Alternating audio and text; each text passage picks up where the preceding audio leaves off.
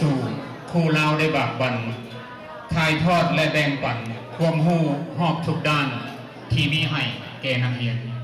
ความภาคเพียรมากล้นครูสูงส่งนักแสนนักเป็นหัวจักพาเดินศาสตร์เจริญเก่าทันการ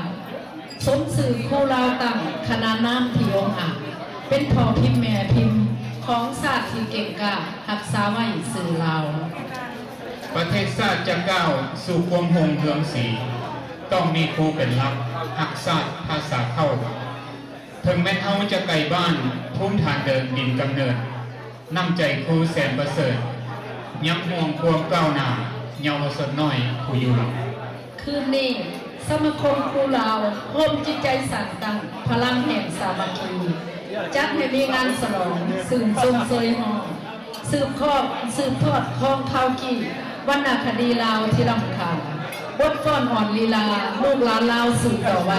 บ่มีสิ้นเสื่อมสลายขอขอบใจทุกท่านที่มาร่วมในงานรักษาสัมพันธ์ติดลูกข้าวเหนียวฟังแมนอยู่ดินแดนกว้างเมืองไก่ประเทศต่างสมที่เกิดเป็นลูกลาวล้านสร้างภาคกันสร้างสืบสกุลท่านเลยขอขอบใจหลายจากยานางบัววันศรีประกอบศิลาวงศ์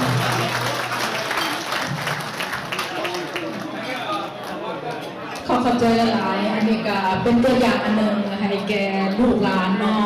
พอเขาเพิ่งอย่างไรกันตามแล้วสิ่งใดที่เอาเห็นได้นอกจากเขาจะอนุรักษ์รักษาไว้แล้วเนาะถ้าพวกเรามีการถ่ายทอดมันก็เมื่อเมื่ออายุสังขารของพวกเขามันก็สิ้นไปตามกาลเวลาฉะนั้นสิ่งใดที่พาเราถ่ายทอดในลูกหลานได้เราต้องถ่ายทอดให้ยังมีในลูกหลาน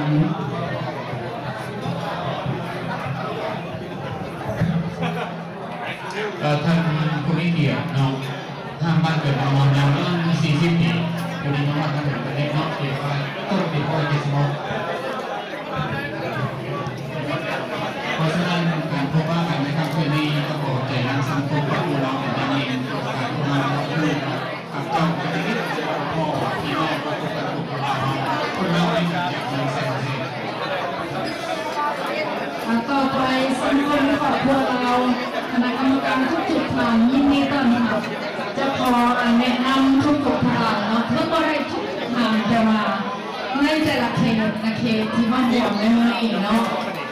การขอสมาคมขอยินดีต้อนรับเจ้าคำหลวงหนอกกันพร้อมด้วยมองกันจากเขตเบเรียพร้อมด้วยที่งานขนาดที่อยู่ในโต๊ะแบบนี้ต้อนรับ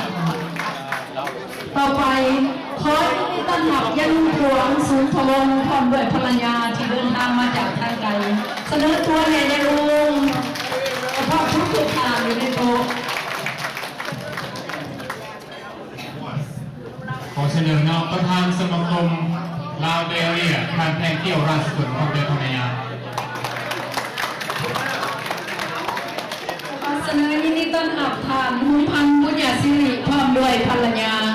และคณะน้องเสนอตัว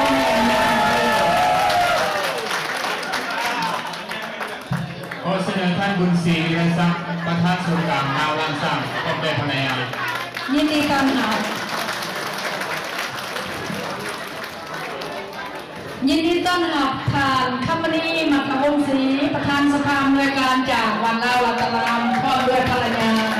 และทุกท่านที่จะได้โต้นั่งเสนอตัวแรง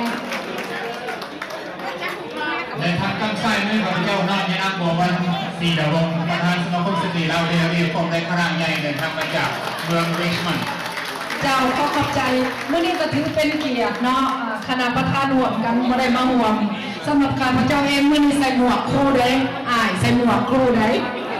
สำหรับพิเศษตั้งหน้าให้แก่สมาคมสตรีลาวเขตเวเรียก็คือคณะที่ปรึกษามอมนวลจันหนอกคำและยานางเกตมณีบานุวงศ์เสนอตัวแน่สตรีลาวเขตเวเรียในทางกำไส้เมื่อกับเจ้าประธานสมาคมสัมพันธ์พี่น้องเราท่านจอมไทยประเสริฐพร้อมด้วยภรรยาก็ขอยินดีต้อนรับน้องท่านจอมไทยประเสริฐท่านกับคำสูงปัญญาและทุกท่านเนาะ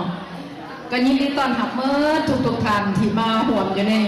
ถ้ามาบ่ได้เอิ้นสื่อผู้ใดก็แปลว่าอยู่ในหัวใจของบัววันมันเหลือหลายเลยดึงขึ้นมาบ่ได้เนาะมวลสื่อน้ำกันน้ำเลยเนาะ ยินดีต้อนรับเพื่อทุกท่านที่มาหวในวันนี้เนาะ